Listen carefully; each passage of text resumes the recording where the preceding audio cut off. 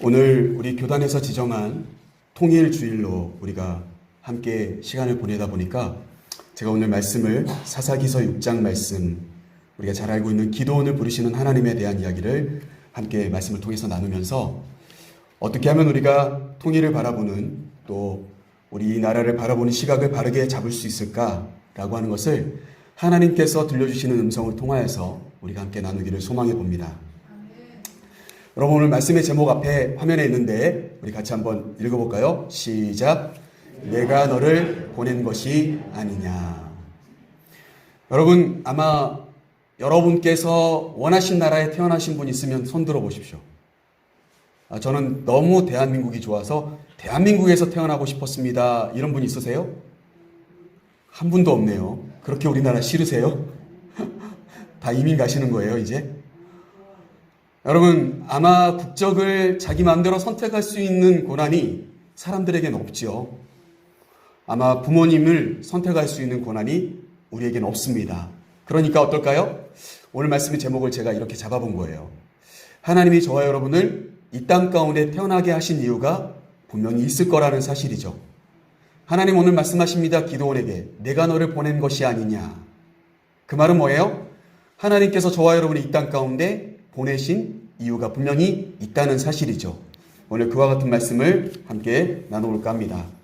성경은 하나님께서 많은 사람들을 부르시는 내용들이 담겨져 있습니다. 그런데 그 많은 사람들이 대다수가 굉장히 유력하고 힘이 세고 강하고 부자인 사람들을 하나님이 부르신 게 아니라 우리가 생각해 볼 땐 굉장히 미약하고 나약하고 부족한 사람인데 하나님이 부르시는 모습들을 우리가 보게 됩니다. 그러면 하나님께서 그를 부르셨을 때 반드시 뒤따르는 게 있어요. 무엇이냐면 상상하지 못했었던 놀라운 하나님의 계획이 그에게 펼쳐진다는 거죠. 여러분, 그러니까 하나님이 부르신 사람에게 하나님이 마치 선물처럼 주시는 것이 있는데 그것은 바로 이 세상 사람들이 생각하지 못할, 내가 상상하지 못했던 무언가를 하나님께서 나를 부르셨다면 나에게 주신다 라고 하는 것입니다. 그게 바로 성경에 나와 있는 대다수의 사람들을 부르시고 하나님이 그들을 사용하시는 방법이었다는 사실이에요. 성경은 그와 같은 이야기들로 가득 채워져 있습니다. 그래서 어떻습니까? 정말 우리가 상상하지 못했던, 우리가 생각해 볼 땐 기적과 같은 일들이 일어납니다. 그 부르신 사람을 통하여서, 그 부르시는 사람을 하나님이 이끌어 가심을 통하여서 어떻습니까? 놀라운 일들이 그 안에서 일어나는 그와 같은 이야기들이 가득가득 담겨져 있습니다.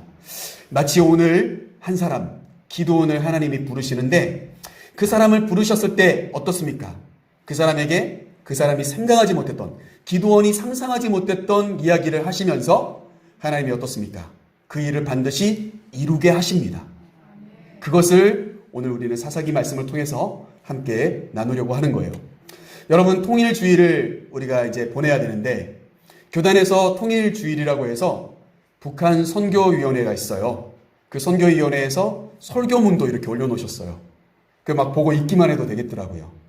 그런데 굉장히 긴 내용이더라고요. 그런데 제가 도저히 그것을 누군가가 쓰셔서 올렸는지 모르지만 그 설교문을 읽는 것은 저한테는 좀 허용치 않더라고요. 제 마음이. 내가 차라리 묵상하고 내가 준비한 말씀으로 우리 성도님들과 함께 나누는 것이 좋겠다. 내가 생각하는 통일주일에 함께 우리가 생각해야 될 말씀. 그 말씀을 오늘 저는 이 말씀을 선택했습니다. 여러분, 기도원 때에 있었던 이야기, 그 이야기는 어떤 이야기일까요? 여러분, 오늘 본문 말씀은 아닙니다만 사사기를 전체적으로 이끌어가는 말씀이 바로 이 말씀입니다. 사사기 21장 25절, 사사기 맨 마지막 장이기도 한데요. 우리 같이 한번 읽어볼까요? 시작. 그때에 이스라엘의 왕이 없으므로 사람이 각기 자기의 소견에 옳은 대로 행하였더라. 아멘. 여러분, 사사기 17장 말씀에도 똑같은 말씀이 나옵니다. 그때에 이스라엘에는 왕이 없었다. 그러면서 사람들은 각기 자기가 옳은 대로 행하였다. 그게 바로 이 기도원을 부르시던 하나님의 이 부르심의 때에 있었던 장면입니다. 여러분, 여기서 우리가 한 가지 생각해 볼 게 있습니다. 과연 이스라엘에는 왕이 없었을까? 여러분, 정말 이스라엘에는 왕이 없는 때가 있었어요. 어쩌면 그들은 왕이 있기보다도 없을 때가 더 많았습니다. 그런데 어떻습니까? 사사기 말씀을 통하여서 우리가 생각해 볼 때도 또 우리가 아는 성경의 지식상으로도 하나님께서 처음 왕을 세우실 때는 사울이라고 하는 한 베냐민 지파의 사람을 선택해서 세우시는 장면부터가 아닐까 이렇게 생각할 수가 있습니다. 그런데 저는 여기서 우리가 한 가지 꼭 기억해야 될 게 있다고 생각합니다. 과연 진짜 이스라엘에는 왕이 없었던 걸까? 여러분, 왕이 없었나요? 이스라엘 백성들 스스로가 뭐라고 이야기합니까? 자기들 스스로를 우리는 여호와의 성회다. 하나님이 선택한 백성이다. 이렇게 이야기합니다. 이스라엘 백성들 스스로가. 그러면 자기들은 누구 거라는 거죠? 하나님 거라는 거예요. 그러면 왕이 있다는 겁니까? 없다는 겁니까? 있다는 거죠. 왕이 누구라는 겁니까? 눈에 보이지 않지만 반드시 계시는 하나님이 우리의 왕이다. 바로 그것이 무엇입니까? 이스라엘 백성들 스스로가 이야기하는 것이고 이스라엘 백성들 주변에 있는 모든 민족들이 해주었던 이야기입니다. 저들의 신은 여호와 하나님이다. 그렇게 주변에 있는 모든 민족들과 나라들이 인정해 주었어요. 그러면 어떻습니까? 이스라엘 백성들에게 왕이 없습니까? 있습니다. 있는데 어떻습니까? 눈에 보이지 않는다고 자기들 마음대로 한 겁니다. 여러분, 하나님은 이스라엘 백성들에게 어떤 기준을 세워주지 않으셨습니까? 여러분, 하나님께서 이스라엘 백성들에게 기준도 분명히 세워주셨습니다. 여러분, 이 사사기 말씀은 어찌 보면 가나안 정복이 끝난 그때부터의 이야기입니다. 여러분, 그러면 가나안 땅에 들어가기 전에 모세가 마지막으로 자신은 들어가지 못하지만 여호수아와 이스라엘 백성들에게 뭘 말씀을 했습니까? 무엇을 이야기해 주었습니까? 여러분, 정리해보면 이렇습니다. 딱 정리해보면 딱 두 가지예요. 하나님을 사랑해라. 한번 따라해보세요. 하나님을 사랑해라. 두 번째는 한번 따라해보세요. 하나님의 말씀을 순종해라. 여러분, 이 두 가지가 기준입니다. 가나안 땅에 들어가는 이스라엘 백성들의 기준은 다른 게 없어요. 하나님을 사랑해라. 하나님의 말씀에 순종해라. 하나님의 율법책을 너희가 기록한 대로 지켜 행해라. 이 두 가지예요. 여러분, 그러면 어떻습니까? 사사시대에도 기준이 있습니까? 없습니까? 있어요. 없어서 자기 멋대로 행한 게 아닙니다. 왕이 있습니다. 눈에 보이지 않지만 여호와 하나님이 왕이십니다. 그리고 기준 또한 있습니다. 하나님을 사랑해야 되고 하나님의 율법을 지켜야 합니다. 그런데 어때요? 오늘 말씀을 보면 사사기 말씀 전체를 이끌어가는 말씀을 보면 자기들 멋대로 했습니다. 여러분, 자기들 멋대로 했을 때 사사기 말씀을 여러분 한번 쭉 읽어보시면 아시겠지만 순간순간마다 하나님이 어떻게 하십니까? 자기들 멋대로 할 때마다 주변에 있는 민족을 들어서 이스라엘 백성들을 치는 채찍으로 삼으십니다. 오늘 본문은 기드온이라고 하는 사람을 부르시는 순간인데 그때의 채찍은 무엇이냐? 미디안이라고 하는 지파입니다. 미디안 족속. 여러분, 미디안 족속뿐만이 아닙니다. 모압도, 때로는 암몬도, 여러분 블레셋도 사사시대에 하나님께서 쓰셨던 이스라엘 백성들을 채찍질하실 때 쓰셨던 채찍들이었습니다. 왜요? 하나님 사랑하지 않아서, 하나님의 율법 지키지 않아서, 하나님을 왕으로 여기지 않아서 일어난 일들이었습니다.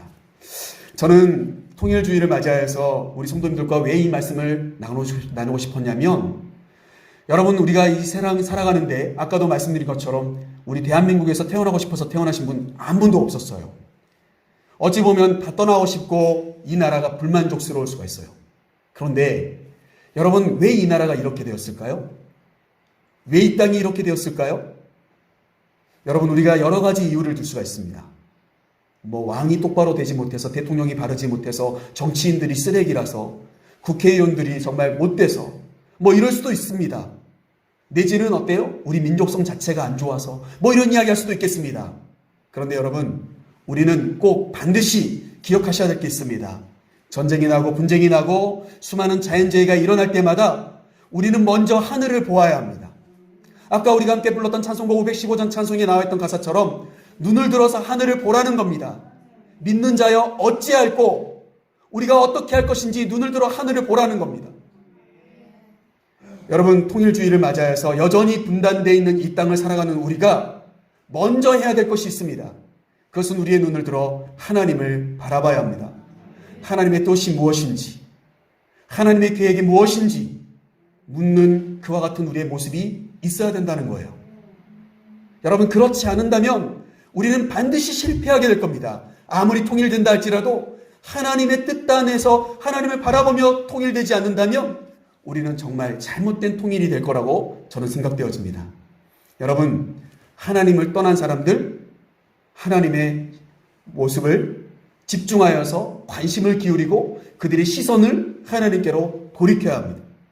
그렇게 하시기 위해서 하나님은 때때로 전쟁도 일으키시고 환난도 주시고 분쟁도 일으켜주시고 여러 가지 가치관의 혼돈도 일으키신다는 사실이에요. 사랑하는 성도 여러분, 먼저 우리가 생각할 것은 바로 그것입니다. 하나님께서 기드온의 당시에 있었던 그러한 전쟁, 그리고 빼앗긴 약탈, 강한 나라가 약한 이스라엘 백성들을 쳐들어와서 괴롭히는 모습들, 이 모든 것들이 다 누구 때문입니까? 하나님을 떠난 그들 때문입니다.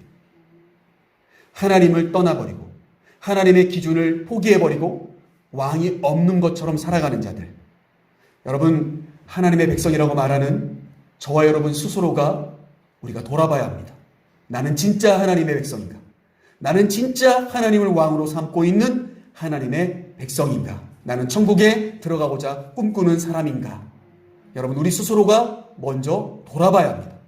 내가 바른 믿음의 사람으로 바른 하나님의 백성답게 살지 못하면 반드시 하나님은 더 큰 분쟁과 더 큰 환난으로 우리를 채찍질하게 되실 것이 분명합니다. 자, 그렇다면 우리가 사사에 대한 이야기를 좀 이야기해 봐야 되는데, 앞에 화면에 써 있죠. 사사라고 하는 단어가 뭡니까? 재판관입니다. 재판관. 제가 그 밑에 두 줄로 써놨죠. 우리 같이 한번 읽어볼게요. 기준을 여기서부터 같이 한번 읽어볼게요. 시작. 기준을 세우고 판단하여 백성에게 바른 길을 제시하는 자. 그 사람이 누구라고요? 그 사람이 사사예요. 사사기는 그런 사람들에 대한 이야기를 우리에게 소개해 줍니다. 기준을 바르게 세우고 판단하여서 백성들에게 바른 길을 가도록 제시하는 사람들, 그들의 이야기가 담겨져 있는 책이 뭐예요? 사사기입니다. 그런데 사사기가 어찌 보면은 여러 가지 재판하고 판결하고 이렇게 하고 있어야 되잖아요, 사사들이. 그런데 성경 속에 등장하는 사사들은 대다수가 어떤 모습입니까? 왕처럼 보입니다. 민족을 구원해낼 구원자로 보입니다. 그러니까 위기 가운데 어떤 사람을 부르시고 그 사람을 통하여서 민족을 다스리고 민족을 구원해내시는 하나님의 모습이 계속해서 이어지고 있습니다. 그게 바로 사사기의 이야기입니다. 여러분, 그래서 여러분, 한 가지 여기서 우리가 오해할 수가 있어요. 사사는 재판하는 사람이라고 했는데 왜 전쟁터에 나가서 싸우고 강한 힘을 발휘하여서 민족을 구원해낼까? 여러분, 그것이 바로 하나님이 주시는 기준이기 때문입니다. 나를 떠난 사람들, 민족들이, 다른 민족들이 점령하고 약탈하고 힘들게 할 때 하나님을 잘 섬기는 하나님의 음성을 듣는 자들이 어때요? 하나의 삶의 기준이 되어서 그들을 따르고 순종하면 민족이 구원받는다. 바로 그게 무엇입니까? 하나님께서 사사기를 통해서 우리에게 주시고자 하는 바른 기준입니다. 여러분, 그래서 이 사사기 말씀을 통해서 저와 여러분이 꼭 기억해야 될 것은 부족하지만, 나약하지만 내가 하나님의 사람으로 바르게 살아갈 때 나 같은 사람을 통하여서 내 주변에 있는 사람들, 내 가족들, 내 친지들, 내 이웃들, 내 친구들을 구원해내는 자로 나를 사용해 주실 것이다 라고 하는 것이 바로 무엇입니까? 바로 사사기가 우리에게 주는 하나의 기준이라는 거예요. 하나님을 떠난 사람들이 힘들고 어려울 때 하나님을 잘 섬기는 사람들이 세워져서 그들을 구원해낸다. 바로 그것이 하나님께서 우리에게 보여주는 기준이었다는 겁니다. 자, 그렇다면 오늘 말씀 11절 말씀을 한번 읽어볼게요. 우리 11절 말씀 같이 한번 읽어보겠습니다. 시작. 여호와의 사자가 아비에셀 사람 요아스에게 속한 오브라에 이르러 상수리 나무 아래에 앉으니라. 마침 요아스의 아들 기드온이 미디안 사람에게 알리지 아니하려 하여 밀을 포도주 틀에 타작하더니. 기드온의 지금 대적이 누구입니까? 기드온의 대적뿐만이 아니라 이스라엘 백성들을 괴롭히고 있는 대적이 누구입니까? 미디안이라고 이야기합니다. 그런데 그들이 어떻게 괴롭힙니까? 추수할 때가 되면 추수한 모든 것을 약탈해 가버립니다.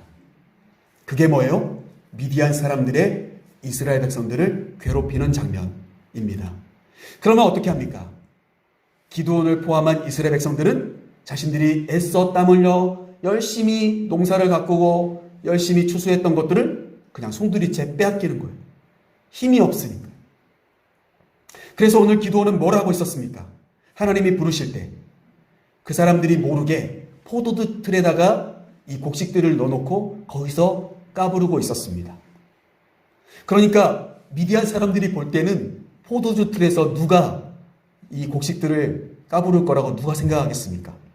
아, 기드온이 포도주를 담그나 보다, 이렇게 생각하겠죠?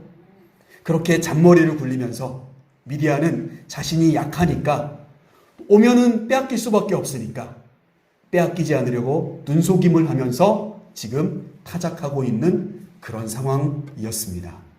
그런 기드온에게 하나님이 그를 부르시고 무엇을 말씀하시는지 오늘 간단하게 세 가지 말씀을 드릴까 합니다. 먼저 첫 번째, 우리 1번 같이 한번 읽어보겠습니다. 시작. 하나님의 성품과 소원이 드러납니다. 내가 너를 보낸 것이 아니냐. 하나님이 부르실 때 하나님이 부르시는 그 내용 속에는 반드시 하나님의 성품과 하나님의 소원이 그 속에 담겨져 있다. 오늘 그렇게 겨우겨우 지금 숨어서 타작하고 있는 기드온 아닙니까? 그런데 그 기드온을 하나님이 부르시고 하나님의 성품이 무엇인지, 하나님의 소원이 무엇인지 그에게 알려주세요. 그 내용이 오늘 14절 말씀에 나와 있습니다. 우리 14절 말씀 같이 한번 읽어보겠습니다. 시작. 여호와께서 그를 향하여 이르시되 너는 가서 이 너의 힘으로 이스라엘을 미디안의 손에서 구원하라. 내가 너를 보낸 것이 아니냐 하시니라. 아멘. 여러분, 이 14절 말씀이 오늘 말씀의 제목이 담겨있는 구절인데 빨간색으로 되어 있는 곳이 하나님의 소원입니다. 하나님이 기드온을 부르실 때, 야 기드온아, 내가 너에게 소원이 있다. 네가 이스라엘 백성을 미디안의 손에서 구원해낼 그 소원이 내가 있다. 내게 있다. 그렇게 하나님이 말씀하신 거예요. 여러분 이해되십니까? 여러분, 저는 이 말씀을 준비하면서 이게 하나님의 하나의 표대입니다. 하나님은 하나님의 사람들을 부르실 때 그를 통하여서 무언가를 하도록 하시는데 그 하나님의 소망이 담겨져 있어요. 그 안에. 그런데 어떤 소망이요? 구원이라고 하는 소망이 담겨져 있어요. 이 민족을 구원하고자 하는 하나님의 소망이 기드온을 부르시는 하나님의 음성 가운데 담겨져 있어요. 여러분, 반드시 하나님께서 저와 여러분을 부르실 때 응답하는 자가 된다면 저와 여러분을 통하여서 구원이 이루어질 줄로 믿습니다. 구원이 이루어지고 자유가 이루어지는 것, 그것이 무엇입니까? 하나님의 소망이에요. 하나님은 이 세상에 있는 하나님의 백성들이 세상에 쩔쩔매며 살아가는 것을 원하시지 않아요. 하나님은 우리가 당당히 살아가기를 원하시고 계시고, 하나님은 누군가를 통해서 이들을 구원해내고 이들에게 자유를 주기를 원하고 계신다는 거예요. 여러분, 통일주의를 맞이해서 저와 여러분 오늘도 이 땅 가운데 분단된 조국 가운데 우리가 살아가는데 저와 여러분은 통일을 꿈꾸지 않을지 몰라요. 저도 언제 통일을 위해서 기도해봤는지 잘 기억이 안 나더라고요. 죄송하지만 정말 말씀을 준비하면서 다시 한번 회개하게 되었어요. 내가 하나님의 사람이라면 하나님의 뜻이 이 땅 가운데 이루어지기를 위해서 기도해야 될 텐데 그걸 어느 순간인가 놓쳐버렸어요. 그런데 하나님은 오늘 기도원을 부르시면서 우리에게 반드시 말씀하십니다. 이 땅을 구원하기를 원하세요. 우리에겐 자유가 있지만 저들에겐 자유가 없잖아요. 북한에 있는 우리 민족들 안에 자유가 없어요. 그들 안에 구원이 필요해요. 누군가에게는 분명히 하나님이 부르셔서 그 일을 감당하라고 말씀하신 자들이 있단 말이죠. 그들이 바로 누가 돼야 될까요? 바로 이 자리에 있는 저와 여러분이 돼야 될 줄로 믿습니다. 우리가 직접 그들을 구원해 내주고 올무를 풀어줄지 못할지라도 하나님께 기도할 수는 있어야 되잖아요. 하나님이 원하시는 것은 이 땅에 있는 누구에게든지 구원이 임하고 자유가 임하기를 하나님 너무나도 원하시고 계신다. 바로 그것이 오늘 기도원을 부르시는 이 장면 가운데 등장하는 하나님의 모습이었습니다. 자, 그러면 두 번째 우리 한번 같이 읽어볼까요? 시작. 현실보다 큰 소망을 갖게 합니다. 누가요? 하나님이요. 누구에게요? 기도원에게. 그리고 이 자리에 있는 저와 여러분에게, 이 땅에 살아가는 우리 대한민국 모든 이들에게 우리의 현실보다 더 큰 소망을 주실 줄로 믿습니다. 하나님께서 오늘 하신 말씀은 바로 그렇습니다. 자, 여러분, 성도가 살아가는 목적이 어디 있을까요? 이 땅에 있습니까? 아니죠. 여러분, 우리가 이 땅을 소망으로 두고 살아가는 사람이라면 우리는 성도라고 말하기가 부끄럽습니다. 여러분, 우리가 잘 알듯이 히브리서 11장 말씀을 믿음장이라고 합니다. 믿음장이라고 해요. 히브리서 11장 말씀을. 우리가 계속 수요 예배를 통해서 이제 히브리서 말씀을 쭉 강해를 하고 있으니까 언젠가는 함께 말씀을 통해서 나누겠죠. 그런데 히브리서 11장 말씀을 한번 보십시오. 거기에 보시면 누구에게나 다 능히 할 수 있어서 하라고 말씀하시는 것이 단 한 번도 나오지 않습니다. 거기에 소개되고 있는 노아라든지 아브라함이라든지 사라라든지 이삭이라든지 야곱이라든지 요셉이라든지 모세나 이어지는 사사들이나 다윗이나 사무엘이나 기타 등등 수많은 성경의 믿음의 사람들을 소개하고 있는데 그들은 어떻습니까? 그들의 삶 앞에 무엇이냐면 믿음이란 단어가 있어요. 믿음으로 노아는 이렇게 이야기합니다. 믿음으로 아브라함은 이렇게 이야기합니다. 믿음으로 다윗은 이렇게 이야기합니다. 여러분, 믿음은 무엇일까요? 내가 할 수 있는 것을 하는 것이 믿음일까요? 그것은 믿음이 아닙니다. 그냥 할 수 있으니까 한 겁니다. 그런데 믿음은 무엇입니까? 내가 할 수 없을 것 같은데 하나님이 나에게 하라고 하시는 일을 능히 감당하게 되는 것이 믿음입니다. 믿음의 열매입니다. 믿음의 결과입니다. 사랑하는 성도 여러분, 하나님은 우리 현실보다 더 위대한 분이십니다. 하나님이 우리의 왕이신 순간 우리가 상상하지 못할 일들이 일어납니다. 그것이 바로 무엇입니까? 큰 소망이 되어지는 거예요. 여러분, 오늘 말씀을 한번 보세요. 오늘 말씀에도 그와 같은 이야기가 나와요. 그런데 오늘 제가 말씀을 쭉 준비하면서 그 북한 선교위원회 홈페이지 들어가서 보니까요, 이런 사진이 있더라고요. 여러분 좀 잘 보이시나요? 여러분, 이게 한반도 지도 중에서 북쪽 지도인데 보이세요? 잘? 네, 저는 잘 안 보여서요. 그런데 이 빨간색 표시가 되어 있는 게 교회 표시인데 이게 무려 82개예요. 우리가 어떻습니까?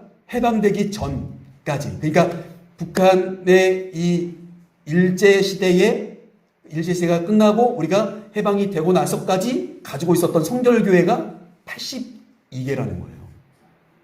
그런데 어떨까요? 지금은 그게 잘 보존되어 있을지 모릅니다. 알 수가 없습니다. 분단된 조국 가운데 그곳엔 자유가 없고 신학의 자유가 없어서 어떨까요? 분명히 우리 성결교회가 82개라면 분명히 감리교회, 잠노교회, 침례교회 여러 교회들이 또 세워졌을 텐데, 여러분, 이 북한에 있는 아마 이 전체적인 지도상으로도 볼 때도 이렇게 여러 지역에 다 흩어져 있어요. 골고루 다 분포되어져 있어요. 그런데 아마 우리 성결교회가 아니라 다른 교회까지 다 포함하면 여기가 어때요? 빨갛게 물들었을 것 같아요. 공산국가여서 빨갛게 된 게 아니라 교회로 십자가의 보혈로 빨갛게 물들었을 거란 말이죠. 그런데 어떻습니까? 우리는 그 교회들을 다 빼앗겨버린 겁니다. 여러분, 우리가 통일을 위해서 또 북한의 자유를 위해서 기도할 때는 이와 같은 것들을 꿈꾸며 기도해야 돼요. 무너졌던 성결교회가 다시 세워질 수 있도록 기도해야 될 줄로 믿습니다. 여러분, 이것은 사실 우리가 생각할 땐, 지금 우리가 생각할 땐 불가능해 보입니다. 이게 현실이잖아요. 오히려 북한이 세계대전을, 3차 세계대전을 일으키는 핵전쟁을 발휘하지 않도록 우리가 더 기도하고 있지 않습니까? 더? 오히려 자유가 들어가서 교회가 세워지도록 기도하고 있는 분들이 얼마나 될까요?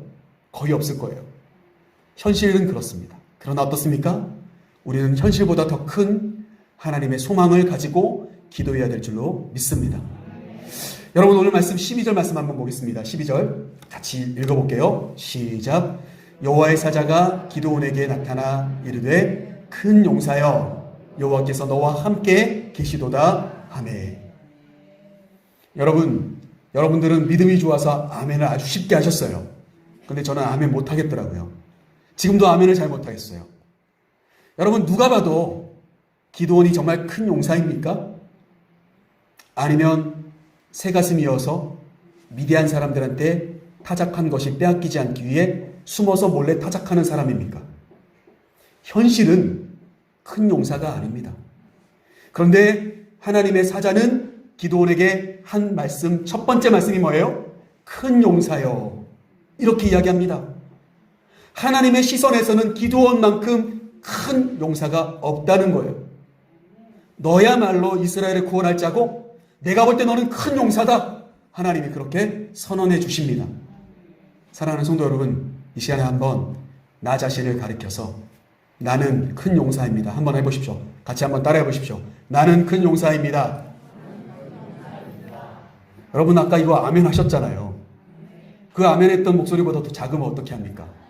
자, 더 크게 나는 큰 용사입니다. 아멘. 하나님이 저와 여러분을 보실 때는 달라요. 우리가 볼 때는 아직 코 올리게 기저귀 차고 오줌인지 똥인지 가리지 못하는 3살배기 애기일지 몰라도 하나님이 보실 때는 위대한 전도자가 될 수 있고 교회를 세우는 리더가 될 수 있고 하나님이 꿈꾸는 일들을 감당할 자로 키우시기 위해 이 땅에 보내신 자일 수 있다는 거예요. 여러분 그 시선을 우리는 갖지 못해요. 우리는 현실에 매어져 살아가다 보니. 그러나 어떻습니까? 하나님은 기드온을 큰 용사라 부르십니다. 그리고 그를 큰 용사로 사용하십니다. 하나님이 왜 그렇게 하십니까? 내가 너와 함께 있게 될 것이니까. 바로 그렇게 하나님 말씀하십니다. 이 자리에 계시는 우리 사랑하는 지도자일교회 모든 성도님들과 제가 여호와 하나님과 함께 있다면 저와 여러분은 큰 소망을 꿈꿔도 됩니다. 네가 너까지 것지 뭐 할 수 있겠어? 이렇게 말하는 분들의 입술을 무색하게 할 일이 우리 안에 놀랍게 일어날 줄로 믿습니다. 우리 사랑하는 성도님들의 자녀들 가운데 놀라운 일들을 일으키는 자들이 세워질 줄로 믿습니다. 자, 세 번째 마지막이죠. 우리 같이 한번 읽어볼게요. 시작. 하나님의 방법으로 이루어지게 됩니다. 아멘. 오늘 말씀을 빨리 보겠습니다. 14절 말씀부터 한번 보겠습니다. 14절 시작. 여호와께서 그를 향하여 이르시되 너는 가서 이 너의 힘으로 이스라엘을 미디안 손에서 구원하라. 내가 너를 보낸 것이 아니냐 하시니라. 하나님이 기드온을 야, 큰 용사여 내가 너와 함께 할 것이다. 이렇게 말씀하시고 나서 어떻게 이야기하세요? 기드온에게 이야기합니다. 기드온은 불평불만이 많습니다. 하나님, 내가 진짜 큰 용사도 아니고 하나님 살아계신다면 우리 민족이 왜 이렇게 미디안 사람들에게 약탈당하고 힘들게 내버려 두십니까? 이렇게 하나님께 불만을 토로했을 때 하나님이 하신 말씀이 14절 말씀이에요. 너의 힘으로 이스라엘 백성들을 구원해내라. 이어진 15절 말씀도 한번 읽어보겠습니다. 이어진 15절. 기드온이 한 이야기입니다. 시작. 그러나 기드온이 그에게 대답하되 오 주여 내가 무엇으로 이스라엘을 구원하리이까? 보소서 나의 집은 므낫세 중에 극히 약하고 나는 내 아버지 집에서 가장 작은 자니이다 하니. 현실은 어떻습니까? 하나님은 큰 용사여 이렇게 이야기하시지만 현실은 나는 이스라엘 중에서도 가장 작은 므낫세 지파의 그 중에서도 가장 약한 집안의 사람일 뿐입니다. 그건 무엇입니까? 현실이에요. 그러나 어떻습니까? 오늘 저와 여러분이 하나님의 음성을 듣는다면 그 현실보다 더 큰 하나님의 뜻이 하나님의 방법으로 이루어지게 될 줄로 믿습니다. 16절 말씀 우리 한번 믿음을 가지고 읽어보겠습니다. 오늘 마지막 절이죠. 같이 읽겠습니다. 여호와께서 그에게 이르시되 내가 반드시 너와 함께하리니 내가 미디안 사람 치기를 한 사람을 치듯 하리라 하시니라. 아멘. 사랑하는 지도자일교회 성도 여러분, 저와 여러분에게 하나님이 이와 같은 음성 들려주시기를 간절히 소망합니다. 너의 문제가 너는 커 보일지 모르겠다. 하지만 아주 그거 작은 일처럼 느끼게끔 내가 너와 함께하리라. 바로 그렇게 하나님 말씀하신 거예요. 미디안 사람들이 그렇게 강하고 그렇게 많을지라도 네가 마치 한 사람을 때려 눕히듯이 미디안을 무찌르게 하리라. 하나님께서 약속하신 말씀대로 7장 말씀에 가면 승리가 이루어지죠. 그 승리를 무엇으로 이룹니까? 먼저 첫 번째 한번 읽어볼까요? 시작. 물을 핥아먹던 300명. 몇 명이요? 300명 가지고 미디안 나라의 군대를 무찌르게 됩니다. 그게 바로 7장 7절 말씀에 나와 있는 이야기예요. 물을 핥아먹는 300명. 그들은 단순히 물을 핥아먹었을지 모르지만 하나님은 그런 자들을 선택하셨습니다. 그리고 그 300명을 가지고 미디안 군대를 무찌르십니다. 자, 또 한번 읽어볼까요? 시작. 나팔과 빈 항아리. 여러분, 칼과 창과 대포와 핵미사일이라도 던져야 될 것 같은데 그런 게 아니라 뭘 가지고요? 나팔, 빈 항아리, 그리고 그 다음 뭡니까? 항아리 안에 감춰져 있는 횃불. 이 세 가지를 가지고 미디안 군대를 300명에서 무찔러내는 그와 같은 놀라운 승리가 이스라엘 백성들에게 기도를 통하여서 이루어지게 되었다는 사실입니다. 말씀을 마치려고 합니다. 사랑하는 성도 여러분, 오늘 저와 여러분이 하나님이 나를 이곳에 보내셨다는 확신이 있으십니까? 하나님이 이 땅 가운데 저와 여러분을 보내셨다는 확신이 있으시다면 하나님께서 오늘 저와 여러분을 큰 용사로 큰 소망 가운데 살아가도록 만들어 주실 줄 믿으셔야 합니다. 그리고 하나님께서 저와 여러분을 그렇게 사용하실 때 내가 생각하지 않았던 것들을 준비하라고 하실 거예요. 아까 말씀에 나와 있는 것처럼 물을 핥고 있는 300명, 나팔과 빈 항아리, 그 속에 횃불을 숨겨서 전쟁터에 나가라고 하는 말도 안 되는 소리로 저와 여러분을 이끌어 가실지 몰라요. 그러나 어떻습니까? 하나님은 반드시 구원해 내십니다.